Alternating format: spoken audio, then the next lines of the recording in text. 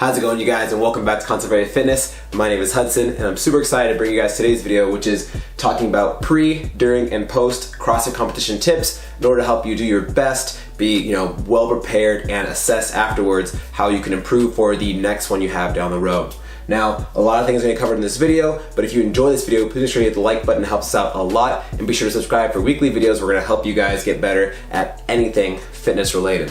So, first off, I want to start off by saying I've been doing competitions for pretty much since I started doing CrossFit. There was some local comps near my gym, and my gym had its own comps itself, and I just love being competitive, and I love going all out and pushing yourself against other people, whether they're your friends or people from the other gym down the street or all over the world. But my first thing I want to point out is CrossFit competitions are all about just having fun. Have a good time, push yourself, see what you're capable of, because if you haven't done a CrossFit comp before, it's an amazing experience of truly how hard you're willing to push yourself and pretty much go to the next level. And how you perform a workout at a competition is 10 times more intense than you would at a regular gym. So even though our goal is to have fun, we still obviously want to do our best. That's human nature. So these tips are going to help you guys do that. And we're going to start off with some tips that you can start implementing 4 to 8 weeks before your competition actually starts, even sooner with some of these tips.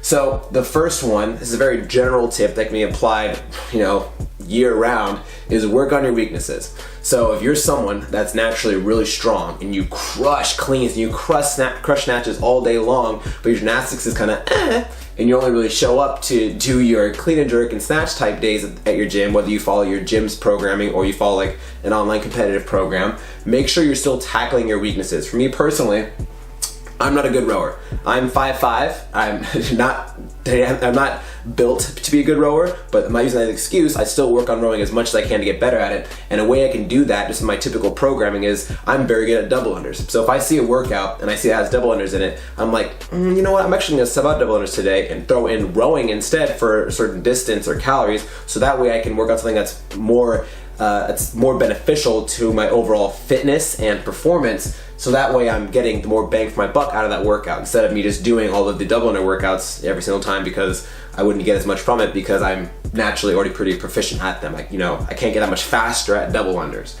The next tip is test out the events. So usually competitions will release the workouts anywhere from like 2 weeks to 8 to 12 weeks out from the comp, depending on however that comp wants to do it. But as soon as you know the workouts, start running through them and get a feel for them. Even though when you look at the workout on paper, you're like, oh yeah, I have pull-ups and rowing and dumbbell snatches, whatever. Competitions pride themselves on making really tough workouts that surprise people. Just because you see it on paper, you're like, I can do all those movements proficiently, doesn't mean that when that workout comes out, that high number of those movements are going to really throw you off and really tax your grip, and you go, oh snap, I really got to work on my dumbbell cycling or being more proficient at these other movements to help me really do my best at this workout. So test out the events. You don't have to do the individual workout itself per se. Let's say one of the workouts, for example, like a 20-minute AMRAP of some movements. You could do a 10-minute piece of it just to get a feel for it and see how it would go, and go, okay, this would probably be a good pace for me here. Or I might speed up on this movement, but slow down on this movement so I can kind of catch my breath. Get a feel for how it's gonna go, so that way you know how to approach it and not just be blindsided by, oh snap, this workout's 10 times harder than I thought it was gonna be. Next, decrease volume as you increase intensity. We all know CrossFit is high intensity functional movements. So obviously you don't want to just do super long, drawn out workouts leading up to your competition. Not to say that you can't, but you really want to focus more on cutting down the overall volume and load put on your body, the overall stress, and work on increasing that heart rate, increasing your speed in order to push yourself and have the aerobic capacity to go faster for longer in your workouts, because most CrossFit competitions will have workouts that are 5 to 15 minutes long. They might throw in like a long run or a long row, whatever it is, but they'll usually be in that time domain. So train in that time domain with purpose and high intensity, and then decrease the volume. Because if you try to have, let's say you follow a CrossFit competition program and it has 6 pieces in it, and then you try to really, normally you have, you go about 80% effort, 90% effort in each one of the pieces, but then you try to crank your intensity to 11 and you go all out each one, you're gonna get broken down pretty quickly, and obviously your overall training is gonna really suffer. So maybe you cut that back on the pieces that you don't really need to work on, things you're really proficient at, and focus on cranking up that intensity and really going all out, so that way you're ready on competition day. When you hear that 3, 2, 1 go and you have someone to the left and right of you pushing really hard, you're able to push hard as well. Next, recover. This one is incredibly important when it comes to competition because that's going to allow you to keep training at that high intensity in order to, still progress a little bit before that competition actually hits. You don't have a huge window to see lots of progress and lots of new, PRs and results in that time frame. So you have to maximize your recovery in order to allow you to keep training hard in order to maximize that potential. So make sure you're getting plenty of sleep. Oh, but I do fine off of 6 hours of sleep. Okay, you might do fine, your body would do 10 times better with 8 hours of sleep. Try to get more sleep in, try to make sure you're making healthier choices, you're eating more vegetables, you're cutting back on a lot of processed foods, you're cutting out alcohol entirely. Alcohol does nothing good for you, it has a ton of disadvantages to it, and it's just gonna hinder your recovery drastically compared to anything else. I'd rather you cut out alcohol. If, let's say you have a burger and a beer every single night. I'd rather you cut out the beer 100% versus the burger if you have, your vices and one thing you need to have over the other. So make sure you're doing that. Also, stretch, mobilize, take your time, make sure your body feels good before you jump in anything crazy so that way you're not getting injured and you go into the comp with a bummy shoulder and then you're super upset at yourself because you're like, man, I should have made sure I was taking care of myself going into this. Now I'm doing a comp in pain. I risk the chance of getting more injured. It all falls apart. We don't want to do that. Next, check everything is ready, then double check. A couple days before the competition, make sure your gym bag has everything you need in it. Your lifters, your jump rope, your wrist wraps, your thumb tape, all that stuff, and then double check it to make sure you have all those things so that way you don't show up at the comp and go, oh crap, I forgot my lifters, I forgot this one item. Make sure you have all your heat times, either screenshot on your phone or you write them down in notes, and then the day before the comp, you double check those heat times so you don't show up at the wrong heat and then realize, oh snap, I was actually supposed to go at 10 o'clock and it's 10:30 and my heat's over and now I scored a 0, so now I'm screwed for the rest of the weekend or the day, however long your competition is. So make sure pretty much everything is set to go, so all you gotta do is wake up, have breakfast, and then go crush your day. Now, talking about during the competition, a lot of things going on in here. First off, actually I want to start from the bottom. Have fun. We brought this up earlier. You're here to have fun, push yourself, see your limits. There will be people that are naturally better than you. Not everyone is the best at everything. Some people will have the things they're good at, things they're bad at. So go into this competition having fun, knowing that there'll be some workouts you crush and some that will crush you.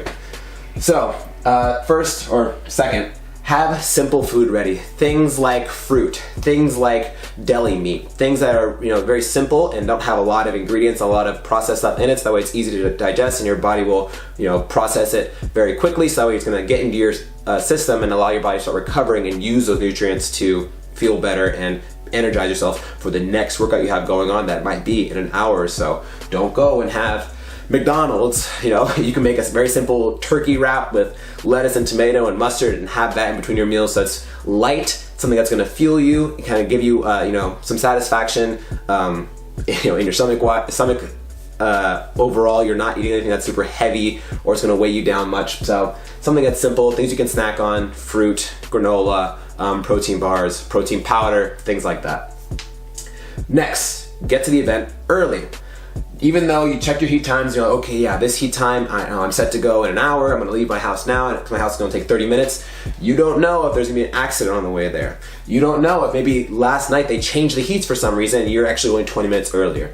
You don't know, a million things could change in that time, so get there early. There's been times I've gone to competitions, and even though we saw that we had to be there at a certain time, me and my team, when we got there, we realized, oh snap, we have about 15 minutes to warm up and we gotta go. So we had to run to the warm up area, get everything ready, get warmed up, and get into that event. So make sure you get to the overall event, make sure you get to the competition area early, so that way you have plenty of time to check out. Maybe you can get there earlier and see, okay, this is the first heat, and you watch the first heat go and go, okay, I see that guy, he's doing touch and go, this guy's doing singles, this guy's doing that. I really like the way he's doing singles. I'm gonna make that, maybe I'm gonna keep my strategy because I was doing singles as well. Maybe I'm gonna scratch my strategy. I was gonna do touch and go, but the touch and go guy's dying because he's doing so many reps. The single guy looks a lot better. So you can use that to get an idea of how the competition's approaching the workout and how you should do it to better off your performance when it's your turn to go.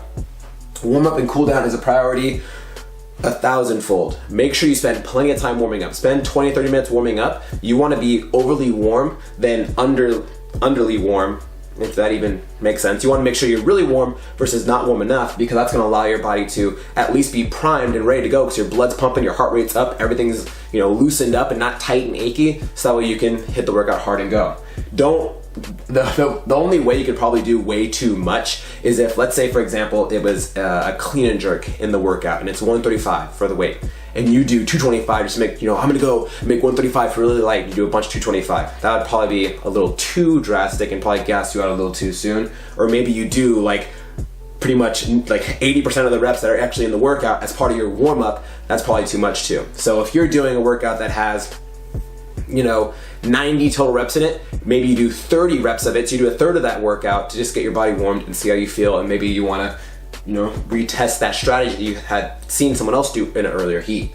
Next, cool down. When you finish the workout, don't just go and sit down on a bench, don't just go and hop back in your car and go back to your hotel or your house or whatever it is.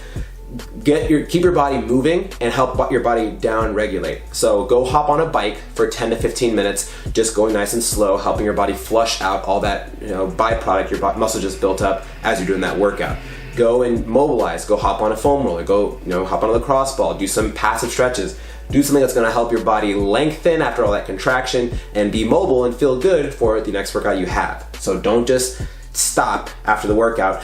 Keep your body moving for at least 10 to 15 minutes at least to help your body recover sooner and get ready to go hard again, because you're not going to go 100%. You don't want to go 100% the first workout, then 90% the second workout, then 80% the third workout. You want to go red line every single time, have the ability to do that. So spend plenty of time warming up, everything feels good, everything's mobilized, everything's ready, cool down, help your body down regulate. Keep walking, don't stay stiff, because if you sit down after your workout, you're gonna be a lot tighter and a lot more sore come the next day or the next workout. Next, have a plan, but don't stress it. I see this happen so many times. It's probably one of my biggest tips for during a competition. I see people, they'll, the second workout of the day, they're like, yeah, in training, I tested this workout 3 separate times and I did really good, so I'm gonna stick to the strategy. The strategy's gonna do the best for me in terms of my overall results and performance on this workout.